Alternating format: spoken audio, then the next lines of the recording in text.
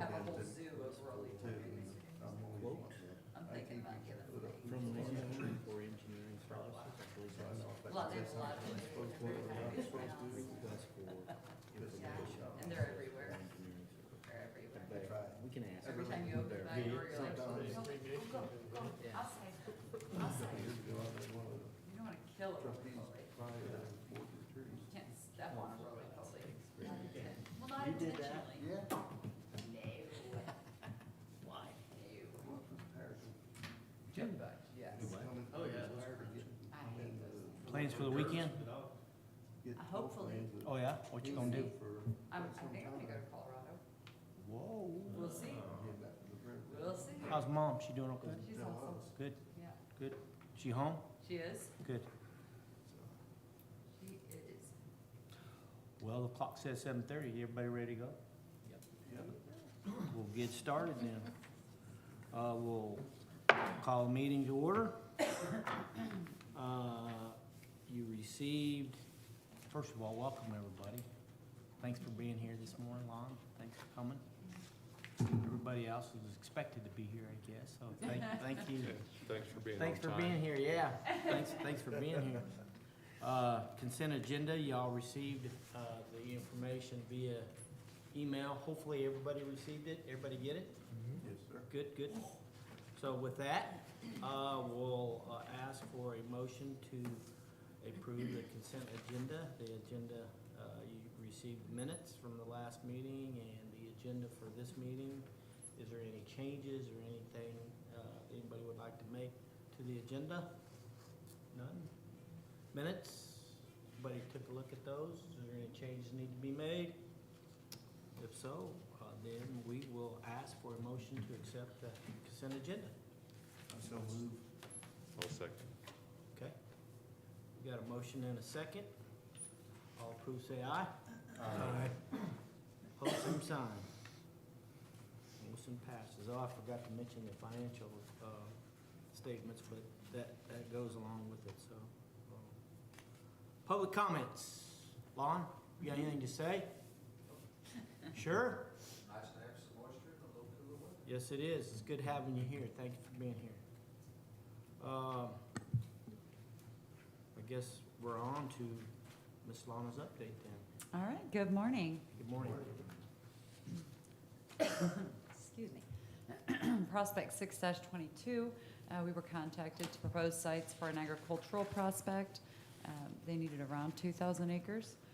So we met with a couple of landowners and were able to put together multiple sites to propose to them. We submitted those last Friday. 6-22 looks a lot like 6-22 because it's exactly the same, only a separate prospect, another agricultural prospect, and we submitted that on Friday as well. Prospect 322, that was Prospect Montrose. They did visit the community at the end of March, and we continue to follow up with them, and they're just going through their paces and determining if it will work for them to locate a facility in the United States, and if so, how large they want to go with that. Prospect Niagara, this project visited the community June 9th and 10th. Many of you were able to meet their site consultants, so that was very nice. And we continue to move forward with them and get them the additional information that they need. We've had no follow-up from the Department of Commerce on innovation. Housing project, again, this is one in that west envelope between Garden City and Holcomb. As Cottrell has been looking at alternatives on that wastewater system out there. And once we have some ideas on that and some alternatives, we'll take that to the county for their input and see if it's something they want us to continue pursuing. And if so, how we want to pursue finding funding to take care of that wastewater in that envelope area that would allow us to do quite a bit of housing development, but also a few industrial sites would become available through that as well. So is a wastewater treatment plant to the west off the table? There is no wastewater plant.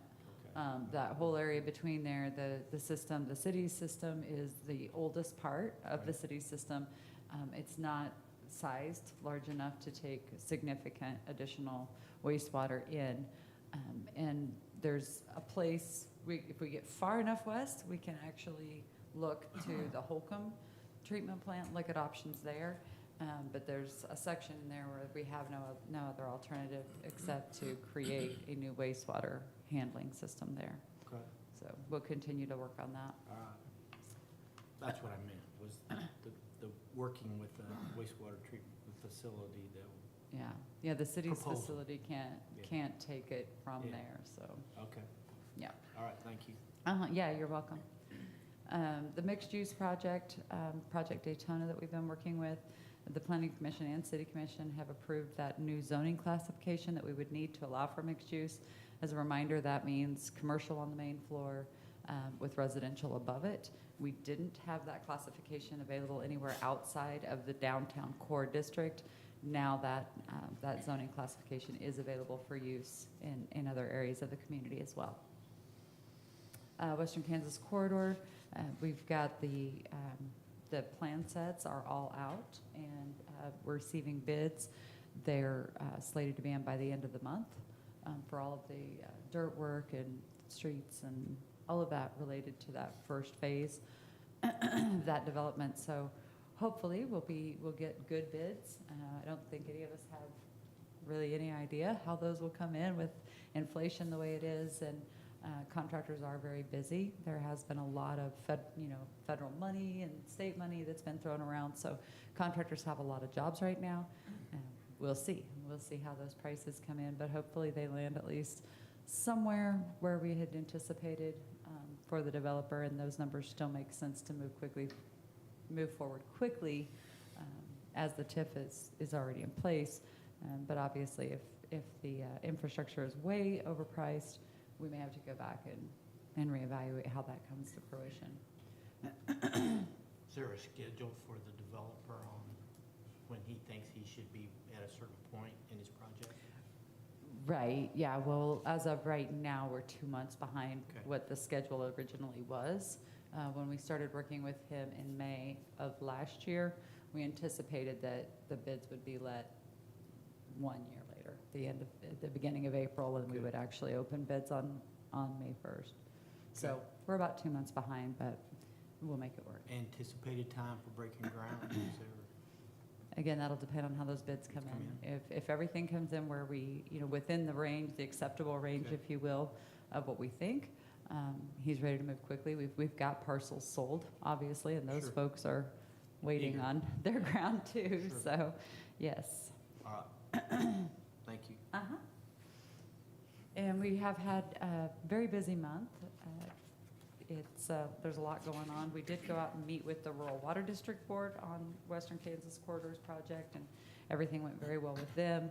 They're putting together their agreement that would allow the corridor to be adopted into the Rural Water District out there, and that would, of course, then go to the County Commission. We've had several meetings with Wheatland Electric over the past year and followed up with them again last week just to make sure everybody was on the same page and ready to go.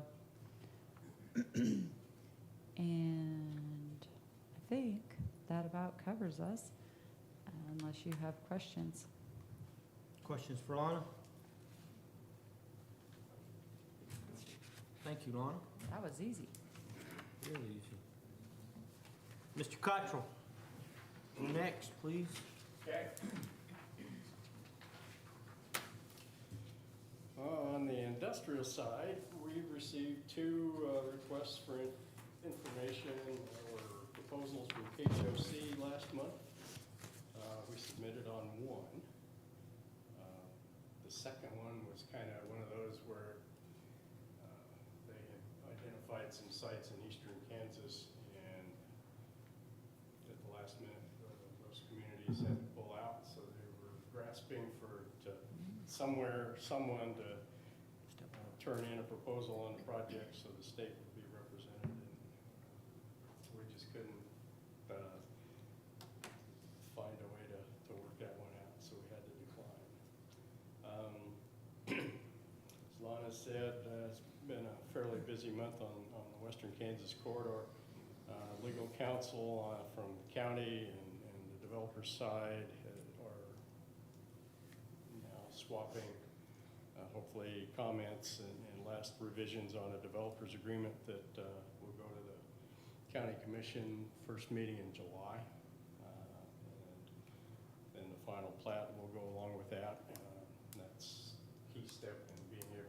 actually sell a lot is have a plat approved, so. Dr. Hannigan has also engaged PEC to start the engineering and platting for the balance of the property instead of small 2 to 3 lot phases. We're just gonna go for broke and get it all done. So hopefully those plans will be somewhere in the fall, starting to go through approval processes and things like that. Lana mentioned the bids on phase 1 will be received in our office next Thursday morning at 10. Rural Water District was a very positive meeting. They didn't take any official action until we present the petition to the county commission for attachment of that property to the district. So that'll also be on Lon's agenda in first meeting in July. After that, then Water District Board will endorse the action. So, and I think there's a public hearing that's involved in that as well. Late last week, we had a meeting with a walk-in commercial developer from Dallas that was looking into the Garden City market. It was obvious they had done a lot of research into the community based on questions they asked. So, and got another email from them yesterday with a question. So we didn't drive them away. Didn't scare them? Didn't, no. Good. I was quite nice. Shannon was too.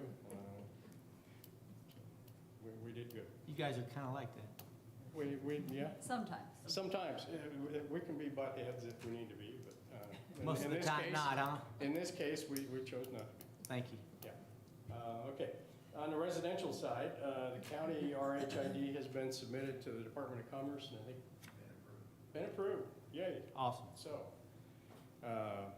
good, because we had a meeting middle of last week with the owner of one of the tracks up north, and his preparing, or got his surveyor going on preparing a plat for that particular development. So, timing is great. Holcomb, I had submitted the NRP documents to them earlier in the month, and then started working on their RHID documents. Finally got everything worked around. Their legal counsel is comfortable with everything that I prepared for them, so they're going to start the NRP adoption process first, and set a public hearing, and then get an interlocal agreement with the affected other taxing entities that are involved with Holcomb, and then they'll go into the RHID program. I did identify 2 tracks within the city limits of Holcomb for the RHID program. Holcomb Commons, obviously, the old Pappas ready mix plant. And then there's another one in the southeast corner. CAC owns about 6 acres. Where was that? CAC, Sassman. Oh, okay. It's over. Too many people names in Holcomb that I can't keep track of. And then I did start a layout for a residential development on the east, just immediately east of the city limits of Holcomb for that property. So, any questions? Questions for Mr. Cottrell? Thank you, sir. You're welcome. Good report. I do have a question for you. Have you heard anything from the Robinsons development? Have you heard anything? From Fred? Yeah. Yeah, that's one of them he was talking about. He's waiting Oh, on the that's one of them. Yeah. Uh-huh, Okay. he's waiting on the RHID. That's- That's Holcomb Commons. Yeah. Okay. Mhm. Yeah. Yep. Thank you, sir. I forgot, Hunter's Glen Phase 2 has started the RHID process. Process. And like they're moving right along with the dirt work. Yeah, starting Yeah. to get pipelines in the ground. Yes, sir. Everything else. Awesome. You're up, Mr. Scott. All right. The website had about 4,000 visits in the past 4 weeks. Most few posts were promotion of the museum's flea market festival, shooting range grand opening announcement, and Board of Education recap. Facebook pages, Greater Garden City had about 500 page visits, and the Journal had a little bit more than that, about 540 visits. Top posts on Facebook were the shooting range, the flea market festival, school board recaps, and Florence Wilson's passing. Twitter was fairly steady with about 1,600 tweet views, and we picked up some followers. We picked up 18 followers. We got over 300 now, so there you go, on the way up. It's awesome. That's all I have for you guys on social media. If you have any questions. You guys have any questions? Are y'all following some of the stuff? Every periodically, You're all every getting once in a tweets, while? right? Yeah. Yeah. Yeah. Everybody? Thank you, Scott. Mr. Shannon, you're up. Well, good morning. Good morning. Morning. So starting today, when I was thinking about getting all this ready, I was thinking I had a lot of presentations, but it was a lot of the same stuff I'd done before, and I don't think it's any secret the way I come up with what I talk about now is what comes up between this meeting and the meeting preceding it, and we just go over some of those presentations, and I hadn't had any new presentations. But then I did remember one thing. But first, we did see that sales tax numbers are coming in strong. The city is up 11%. The county is up 13% from this time last year. So that's some good news. And I am working with the project with the Groundwater Management District. That's coming along pretty good, where we can start to get some targets on what kind of pumping we can have in our area and still have a stable aquifer. So that's going along well. And so the reason I didn't think about this, and I don't have it, is because I don't have a presentation for it, is because this is some research that I did going into the groundbreaking for the airport, which if you've seen the numbers for the airport, that's actually something else that's good to mention. Typically for Garden City Regional Airport, if we take the traffic that we have in the air traffic emplanements from Liberal, Dodge, and Hayes, that makes up about the same amount of numbers that we have emplanements for Garden City. So in western Kansas, if we take those 4 airports, Garden City typically makes up about half of the air traffic. The other 3 airports make up the other half. Right now, Garden City is doing double the amount of traffic that Dodge, Liberal, and Hayes is doing. So right now it's a 2 to 1. Normally it's a 1 to 1. So that's good news for the airport, that we're pretty strong, and that there's been multiple cases where people have been trying to fly in and we're completely booked out. So 100% employment is definitely a good problem to have. Might spur some more options, or different options to come in through the American Airlines company.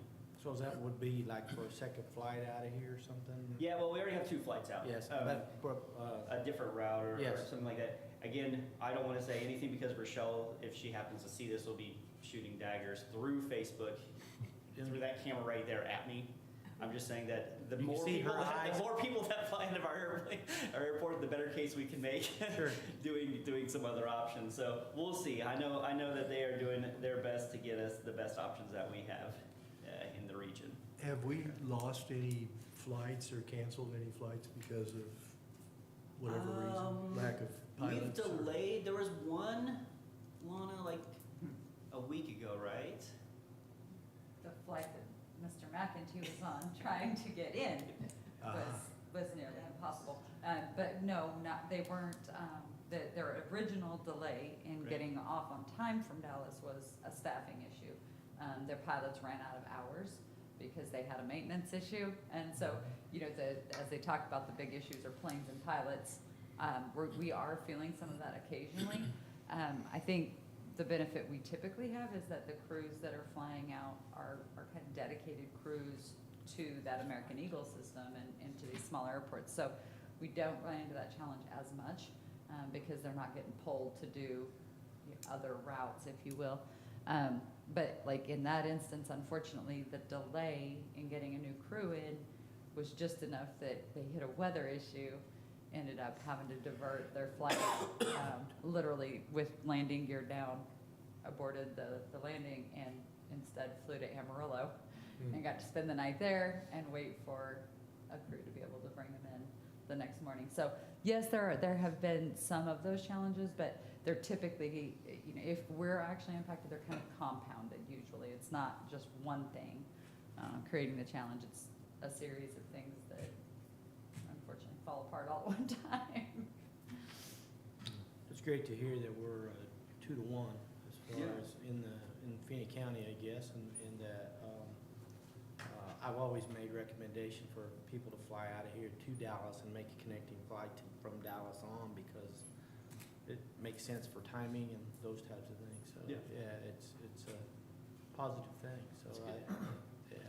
So, Do there- go ahead. Do their the Great Bend, Dodge, and Liberal, do those all go, or Hayes, I'm Yeah. sorry, do those all go to Denver? They do. Mhm. Okay. And so does Salina. They're on The the three United major System. airports in Kansas, the Wichita, Manhattan, and Garden City, we all have connections down to Dallas.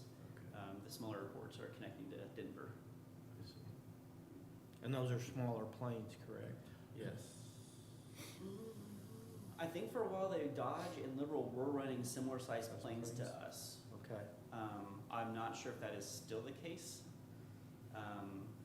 And I know they weren't getting the employment numbers up.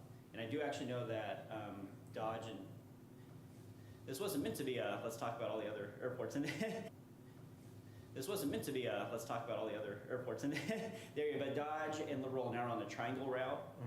So one way, Dodge has a direct flight to Denver, and then another time they have to stop in between Liberal.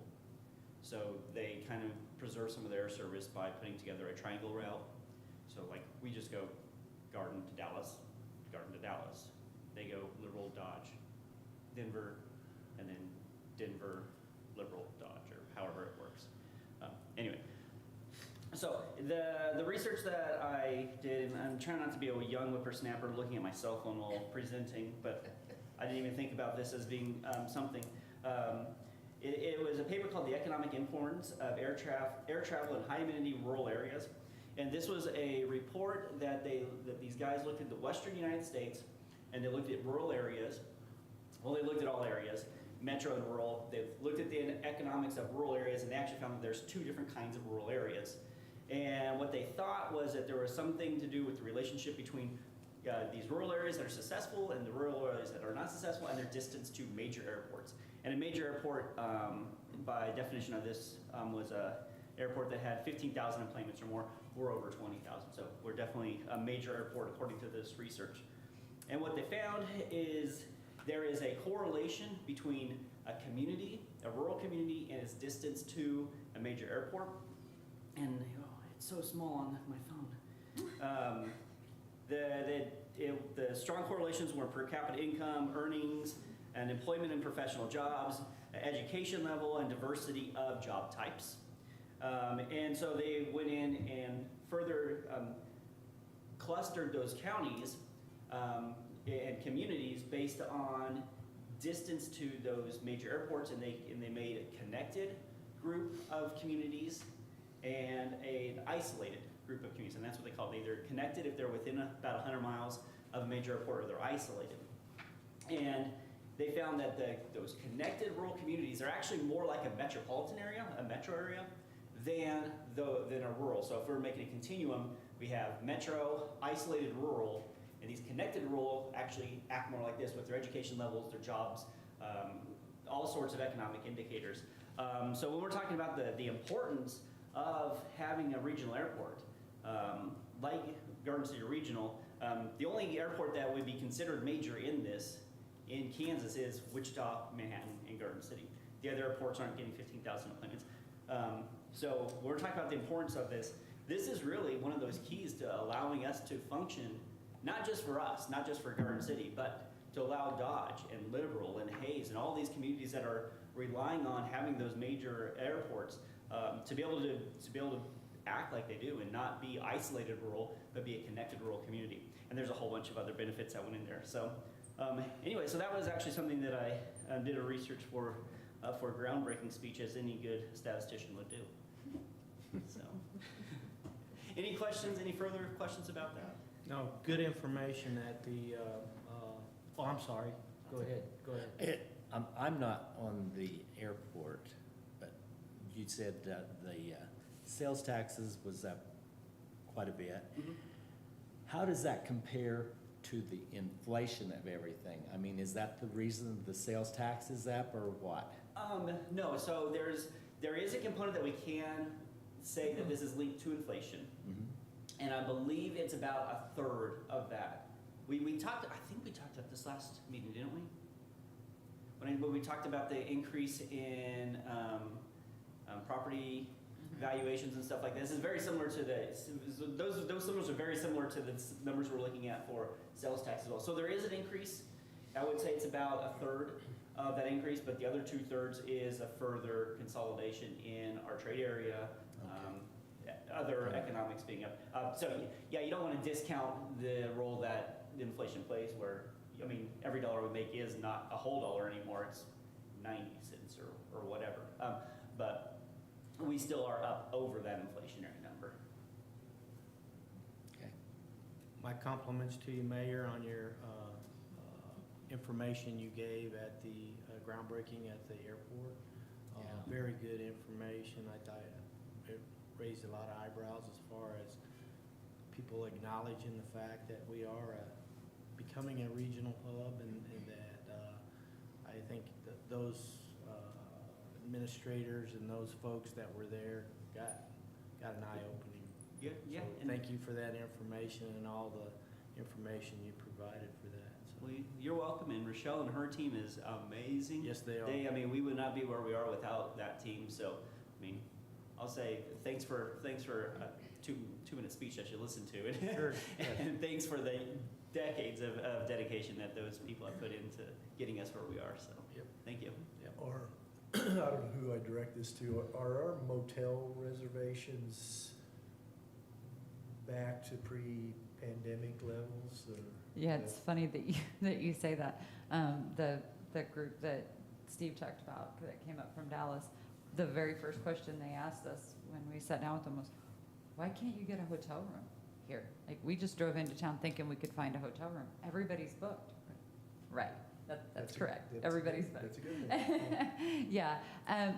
Obviously, again, we talked to both full flag hoteliers as well as the hoteliers who have the off brands and the non-branded as well. And the economy really does impact which of those is stronger at any given time. But certainly the national brand are continuing with high occupancy rates. We've seen corporate travel this year really Step up. not just rebound, but actually go beyond the rebound. So that's very good, and that's typically, they want their points, those corporate travelers do. So they're typically at those branded hotels. The lesser branded and unbranded typically do better when we have construction projects going on and those types of things. Now, one of the challenges with those is they don't always show in the transient guest tax collections because they tend to be longer term. So once they hit that 30-day stay, they no longer pay the transient guest tax. So it can be a little bit deceiving. The hotels are still full, they're still at occupancy, but the transient guest tax numbers may actually go down as a result of the fact that they're just staying too long in those hotels. So yes, overall that number is very strong. They also run, Department of Revenue runs transient guest tax on non-calendar fiscal year, so it's a little more challenging when we look year to year. Their numbers are always a little bit skewed, but yeah, they're on track to get back, if not more, than what we did pre-pandemic. So did our visitors find rooms? They did. They Did you find rooms? for them? Nope, they came in the night before and we had no idea they were coming, so. But it did make us really happy that we had gotten ahead of that with Project Niagara, because it would have been pretty sad for him to get to town and not be able to find a room. So fortunately, we had warned him that his travel folks needed to make sure he had a place to stay, or we couldn't guarantee that he would have a place to stay. So that's still the norm, where it's busy during the week and Yes. open on the weekends, where, Yeah. as I noticed, I pay attention to the parking lots and Yeah. on the weekends and those, and they're not near as crowded as they are during the week. so- Yeah, not nearly. It's a little better this time of year just because we have weddings and of course you've got events like Beef Empire Days and such going on. But yeah, typically it's going to be your corporate travel on Monday through Thursday when we have the high occupancy and construction crews, even a lot of them leave on the weekends and go back to their homes. So it's certainly, the crowd thins out a little bit on the weekends. It's that Western Kansas hospitality that they stay the extra day. What can we say? What can we say? We're friendly folks out here. Yes, it is. Thank you, Shannon. Thanks, Appreciate that. We are on to new business on the agenda. Do we have any new business to report or to talk about? No, sir. All righty. Old business? Absolutely not. You guys don't leave anything hanging out there. Wow. You take care of your business. Great job, guys. Great job. Executive session, it looks like we have some items for executive session. I would suggest 15 to 20 minutes, whatever you think. If you have a lot of questions, go with 20. If you don't, Well, Go we 15. tend to ask a few questions, so I think we'll go with the 20 minutes. Can I have a motion to go into executive session for 20 minutes, so to about 8:21? A motion, please? I make that motion. Ron makes the motion, second. I'll second. Vicky seconds. All in favor to go into executive session for 20 minutes? Say aye. there All won't be any opposed, same action sign. taken in that executive session. Okay. And the only other items left on your agenda are future meeting dates. So Okay. certainly if you have questions on those, let us know. Otherwise, watch your emails on the Friday before. You should receive it back. We're ready. We're going to executive session. Thank you for attending. Appreciate it. Lon, thank you.